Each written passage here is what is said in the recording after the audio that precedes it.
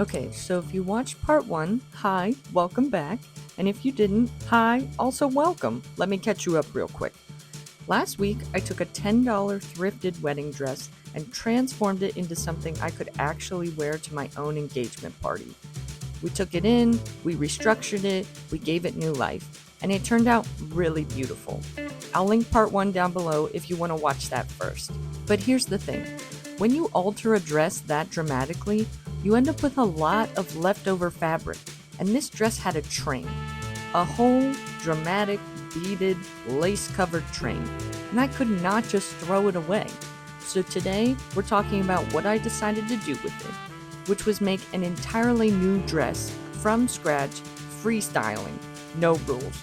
Hello everyone. In part two of this, we are just in the beginning, and we are back in my crazy sewing corner office thing, and what we have left has turned into this mass pile mixed with Cricut supplies. Don't mind the floating shoe. First thing I want to do is pick out a couple pattern options for what this new dress can look like. So I do want to show you like my Pinterest ideas of what I have been looking at that could really make this sheer fabric kind of pop a little bit. I think that would be really cool.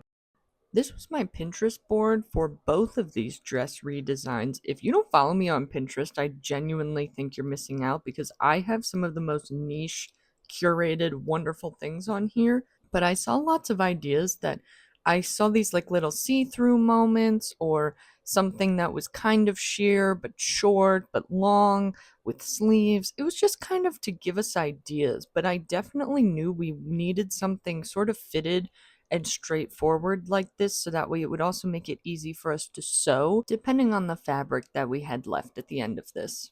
And I decided we're gonna use some type of pattern, but I do want to use a pattern that I already have because I have a ton. This is just a small collection of patterns. Don't mind these fluffy strawberries. These go the whole way to the bottom of this bin. And most of them are actually pretty cool. They're like vintage. A lot of these. I have saved a lot of vintage ones that I've gotten from thrift stores, that I've gotten from flea markets. I just really love vintage patterns, and if you can find them, you can usually get them for like, 25 cents. Whereas a new modern pattern is usually like, I don't know, $25, $30. I haven't bought a modern one in a long time. But let's look through these and see some of our possible options. Everything is back where it belongs. Here are a few of our possible contenders. We have this dress, which I think could work just to follow the silhouette, and we could cut the pieces out in like an interesting way because the way the dress is made, it seems to be like in strip panels, so that could be something cool that we follow along with that. This pattern is from 1967, and the dress itself is very square, but what I like about it is it has this really interesting neck piece, which I think could be cool, but I am worried that this is not going to be super flattering on my body. So this one is kind of iffy to me. Now this one I have had for a long time. I would think it's a top contender if I felt that the back could be done correctly. Now this is something I feel very strongly about this with dressmaking, sewing, things like that. If something doesn't feel intentional, then I don't think it should be done. So like if you ever see a dress where it has like pleats or ruching or anything like that, and it just lays really awkwardly on the body, I don't think that was a good intentional choice, and I think it really ruins the look. This one I might experiment with how this fabric actually would lay on a back piece like that before we commit to doing something like this, but I love this silhouette. Also, I would make this shorter. My proportions, I have a long torso and short legs, but I'm 5'9", so I'm tall, but since my legs are short, I need things to be short in order to make me look as tall as I am. This one is interesting because it has this like layer moment, and I think this could be really cool if we could get the fabric to work right. If there's so much sheer fabric, I think it would be cool for us to make a underdress and then do a top dress over top of that with just the sheer fabric. This is a good option if we are shorter on fabric than I think we are. This one is so cool because you can see who had it last put little notes on here. It says 1-inch seams, back only on this pattern. 3/4 inch seams, sides and sleeves, which I think is so funny. 3-inch hem. They got into it. They really did. This pattern is from 1969, and this one I like. There's a very good design if we wanted to do sleeves. We don't have to do this waist thing, but I think this is a better option and a really clean silhouette if we want to do sleeves. Do I think I want to do sleeves? Not particularly. I'm not busting my butt to get these arms, these wedding arms, not to show them off, but a sleeve could be fun. I'm picturing this dress for like some type of bridal thing. I don't even know. I feel like you just need outfits for stuff. I kind of hate that, but also like I'm gonna be prepared. Okay, this is how much fabric we have left. Now, it is still, I'm not sure how, but it is still somehow connected, like lining and over top. I think there's like a couple points where it's like tacked together, but just if I hold it up to put it in perspective for you how much we have, I think realistically we have not that much like of this polyester white fabric, and we have a lot of this train part. Now, depending on the dress, this was the back center of the dress, right? So right here is really where we get this beautiful symmetry that can lay really nicely on the body.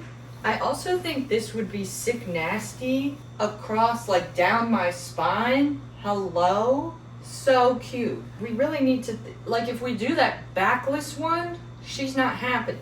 Obviously, if we can get the right spot, this is gonna drape, and it can drape beautifully.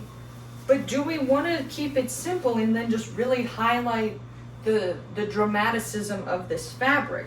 Because even just standing here, y'all can see, I can make a full-length dress out of this. Like, we have tons of fabric left. This train went on for ages and ages, but realistically, you always think you have more fabric than you do. And the fact that we're operating with like a semi-attached lining, also nightmare fuel. Because if this was separated, at this little see-through moment, sick nasty. We could kind of create something where we remove parts of the lining to get like that cool see-through moment. But based off of like, I don't know people, because here's my thoughts, okay? Here's my thoughts, feelings, vibes. If we do this one, we take this, we do this down the front, right? We do this symmetrically, we do this. The back, we try to get out of these parts, but the problem is this part is super skinny. And that's what I mean, where like this feels very not super usable here. So if we try to cut this out, then the back we might be piecing together some things here, but we could do it where it's like this would be towards the end, we hem that, we attach it, then we do the back out of the the regular fabric. Is that making sense? Probably not, but in my brain, I'm seeing it. I don't know, peeps. I'm just seeing the vision with this. Okay. Let me even measure if this pattern fits me, because this is a Vogue pattern from 1997, the year I was born. Oh my god, it was meant for me. Except, let's see what size it is. 14, 16, 18. Okay. Welcome to the scariest part of sewing, which is cutting. And especially when you're trying to be symmetrical and your fabric is bulky and covered in beads. Oh my god, was this a nightmare. And let me tell you, through this process, there are about 9 billion of these beads off of this dress scattered around my apartment. I think we will be finding them until the end of time. But I tried my best to lay this down. Do I pin my patterns down? No, I weigh them down with literally whatever I can find in my house. That is why the shark and these squishy caution cones are my best friends. They stay near my desk because I actually use them all the time during sewing. And I think, honestly, just getting this lined up was the best first thing, because then I could kind of decide what I wanted to do after that. I used this to kind of follow along this other line next to it. I know that it wasn't an exact next piece for that, but it was going to end up looking better in the end. Then I cut everything out, I pulled away the excess fabric, and this is what we were left with. This is all the extra we still had at the end of this, and I saved it just in case we needed just an emergency, honestly.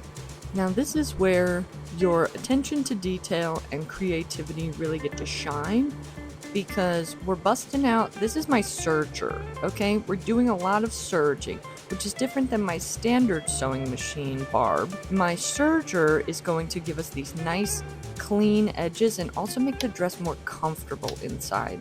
I kind of doubt any of you will do a project like this, but if you don't have a serger, you can just zigzag stitch it. I haven't used my serger in a while. I actually busted 4 needles on it on my last project, and I reset it up and rethreaded it with white thread for this specifically, and so I had to do a test piece, and I was so thrilled at how it came out. It is literally perfect and nice and tight, and I was like, oh my god, let's just hope we can do this for the whole dress. And we absolutely did. Now this is sped up 20x because you need patience, but patience is a virtue with sewing because we have a front of a dress. Hello?